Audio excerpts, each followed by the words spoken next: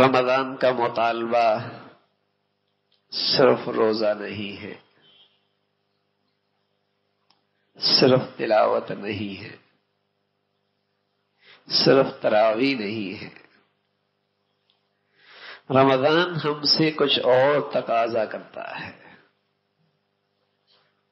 یہ بات فکر کی ہے، یہ بات فکر کی ہے، اور اس کی طرف ہمیں توجہ کرنے کی ضرورت ہے۔ کہیں ایسا نہ ہو میرے عزیزو، رمضان میری زندگی میں 40 سال 50 سال 60 سال سے آیا اور چلا گیا، اور میں جہاں تھا وہیں کھڑا رہا۔ کہیں ایسا نہ ہو کہ یہ زندگی کا یہ رمضان بھی ایسے ہی گزر جائے۔ یہ فکر کی بات ہے۔ کتنے ہیں جنہیں ہم پچھلے رمضان میں جانتے ہیں، آج ہم میں موجود نہیں ہیں؟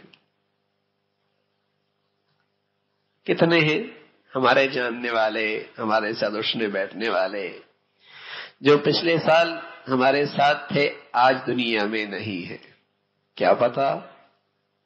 حضرت عمر رضی اللہ تعالیٰ عجیب بات فرمایا کرتے تھے، کیا لوگ کہتے ہیں فلاں مر گیا فلاں مر گیا، تو ایک دن دنیا والے کہیں گے عمر بھی مر گیا۔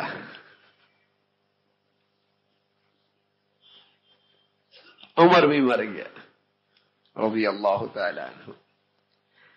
تو ہم ہر رمضان کہتے ہیں ہاں آج وہ نہیں ہے ہمارے ساتھ، آج فلاں شخص اس رمضان میں ہمارے ساتھ نہیں ہے، تو کل کوئی ہمارے بارے میں بھی یہی کہے گا کہ وہ ہمارے ساتھ آج نہیں ہے۔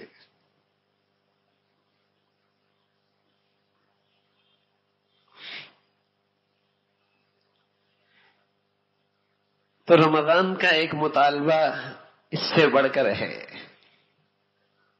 اور اس کی فکر کی بہت ضرورت ہے۔ ایسا نہ ہو کہ یہ رمضان بھی آئے اور جیسے پہلے آتے چلے گئے اور گزرتے چلے گئے، اور میری زندگی کی سطح، دینی سطح نہیں بلند ہوئی۔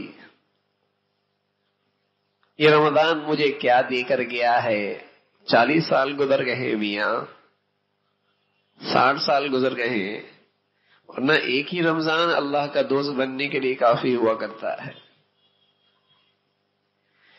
ایک ہی رمضان اتنی رحمتیں، برکتیں، نوازشات، بخششیں دے بیٹھتا ہے کہ یہ کہاں سے کہاں پہنچ سکتا ہے یہ اللہ کا بندہ۔ لیکن میں زندگی میں سمجھتا رہا رمضان روزوں کے لیے آیا، صرف تراویح کے لیے آیا، کچھ تلاوت کے لیے آیا بس، اور وہ ہو گیا، ثواب مل گیا۔ لیکن رمضان صرف اس لیے نہیں آتا۔ وَمَا خَلَقْتُ الْجِنَّ وَالْإِنسَ إِلَّا لِيَعْبُدُونَ، میں نے اس انسان کو اور اس جن کو اپنی عبادت کے لیے پیدا کیا۔ یہ ہے تو میری زندگی کا مقصد ہے، مشن ہے، کہ میں اللہ کی عبادت کے لیے پیدا ہوا ہوں۔ اگر اللہ یہ کہتا کہ اس نے کچھ نہیں کرنا سوائے میرے سامنے سجدہ ریز ہونے کے، تو یہ بھی عین ہی اس کی زندگی کے مقصد کے مطابق تھا یہ حکم بھی۔ ان اللہ اشترى من المؤمنین انفسهم واموالهم بان لهم الجنہ، فرمایا تم تو خریدی ہوئی ہو اور تمہارا خریدار اللہ ہے، اور تمہیں اس کے بدلے میں اللہ جنت دے گا، اس مالک کی مرضی ہے، بس تم صرف اسی کے کام میں لگے رہو۔ خریدی ہوئی ہو، بکی ہوئی ہے تم لوگ۔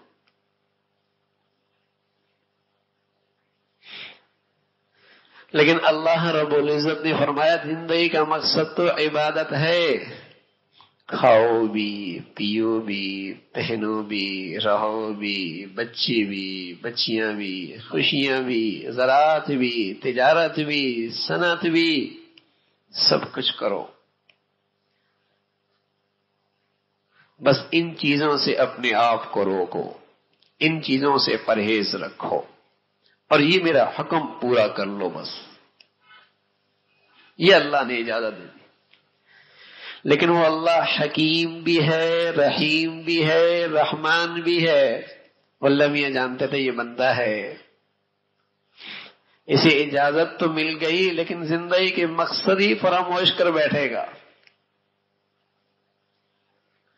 اسے اجازت تو مل گئی، یہ زندگی کا مقصد ہی بھول بیٹھے گا. رمضان دے دیا کہ اس رمضان میں اس کی ایسی تربیت ہو جائے کہ اپنی زندگی کے اصل مقصد کی طرف لوٹ آئے. یہ تو اس لیے آیا جو غفلت ہو رہی ہے اور زندگی کے اندر نئے نئے منصوبے ہیں، کچھ اور مقاصد بنا رکھے، یہ میرے زندگی کا مقصد ہے، یہ میری زندگی کا مقصد ہے، یہ میری زندگی کا منصوبہ ہے، میں یہاں تک پہنچنا چاہتا ہوں، اور جس کے لیے اللہ نے اسے پیدا کیا وہ بھول بیٹھا ہے، تو اللہ تو مہربان ہے. ہاں اللہ تو مہربان ہے. وہ کہاں اپنے بندوں کو یوں ہی چھوڑتا. رمضان کا مہینہ دے دیا، اس بندے کی ایسی تربیت ہو جائے، پھر اللہ کی رحمتیں بھی، پھر اللہ کی برکتیں بھی، پھر رمضان کی خصوصیت بھی، تاکہ یہ بندے کی تربیت ہو جائے اور اپنی زندگی کے مقصد پہ آ جائے کہ میرا جینا مرنے کا مقصد اپنے اللہ کو راضی کرنا ہے. یہ روزوں سے بڑھ کر، تلاوت سے بڑھ کر، تراویحوں سے بڑھ کر اگلا قدم ہے کہ میں نے اپنی زندگی کے مقصد پہ آنا ہے. وما خلقت الجن والانس الا ليعبدون، میں اللہ کی عبادت کے لیے پیدا ہوا ہوں. میری زندگی کا مشن یہ ہے. تو یہ رمضان اس مبارک انداز سے گزرے کہ ہماری زندگی کا مقصد ہماری زندگی میں آ جائے، ہم اس رخ پہ زندگی گزارنے والے بن.